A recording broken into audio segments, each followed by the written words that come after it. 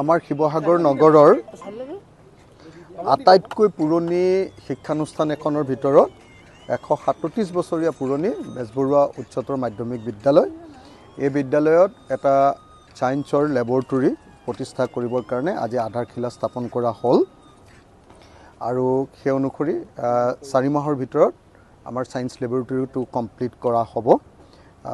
মই আমাৰ প্ৰিন্সিপাল মেডামৰ লগত একেলগতে আমি উমৈহতীয়াকৈ প্ৰিন্সিপাল মেডাম আৰু মই একেলগতে আমি আধাৰশিলা স্থাপন কৰিলোঁ আৰু আশা কৰিছোঁ আমাৰ কণ্ট্ৰেক্টৰে আমাক সময়মতে লেবৰেটৰীটো সম্পূৰ্ণ কৰি দিব আৰু আমাৰ ছাত্ৰ ছাত্ৰীৰ কাৰণে বৰ উপকাৰ হ'ব। শিৱসাগৰ আপোনালোকে সকলোৱে জানে যে অসমৰ শিক্ষাৰ প্ৰাণকেন্দ্ৰ। আজিৰ দিনটোতো আপোনালোকে দেখিছে যে গুণোৎসৱ পাতিলে 1 নম্বৰত সদায় শিৱসাগৰ থাকে আৰু বিশেষকৈ আপোনাৰ স্কুল হয়নে নহয়? আমাৰ স্কুল আমাৰ এবাৰ 100% ৰিজাল্ট 100% পাছ কৰা এখন চৰকাৰী স্কুল যদি আছে তাৰ এখন বেজবৰুৱা উচ্চতৰ মাধ্যমিক গতানুগতিকভাৱে 5 বছৰ 100% পাইছে। যোৱা 5 বছৰ ধৰি 100% আমাৰ প্ৰিন্সিপাল বাইদেউৰ নেতৃত্বত আমি দেখিছোঁ যে 5 বছৰ ধৰি একেৰাহে 100% মানে উত্তীৰ্ণ হৈ আহিছে। তো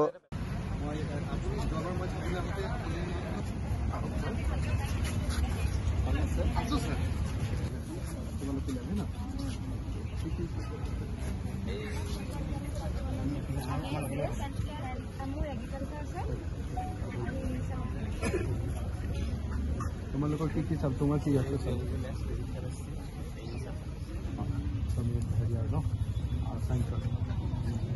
তোমাৰ কি কি সাবজেক্ট আছে?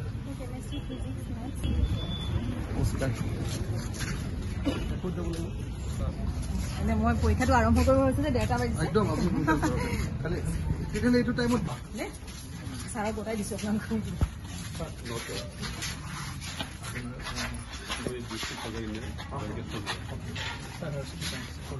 ওকে আপোনাৰ নাম কি আছিল?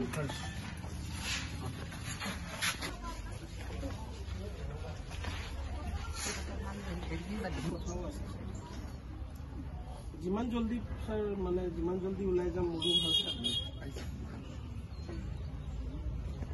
নেক্সট সেশনৰ পৰা এটা সাকি জ্বলালো বা সাকি জ্বলালে কাম আপোনালোকৰ আৰু এজন দুটা আছে সৰল হ'ব এটা আপোনালোকৰ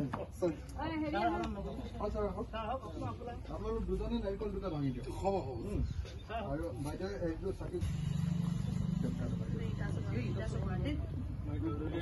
পাৰিবনে?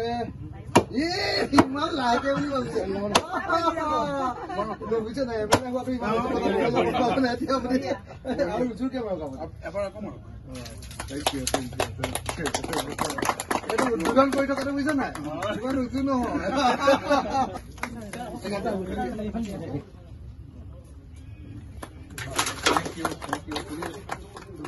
আৰু এজনী ছোৱালী আহা।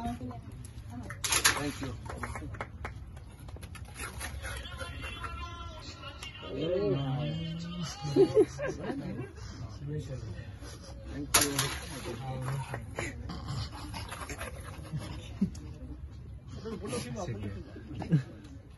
ওপৰলৈ ন তাৰ পৰা লোৱা মই অকণমান দি দিম।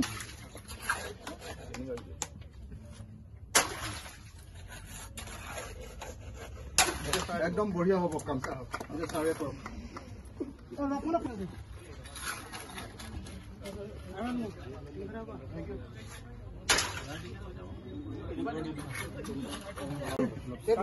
চেপি ল'ব লাগিব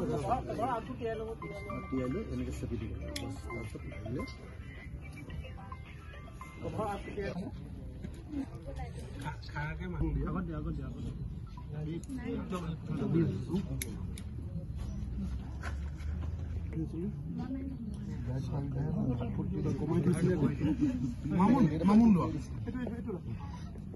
ফটাফট পাৰিছে। Thank U.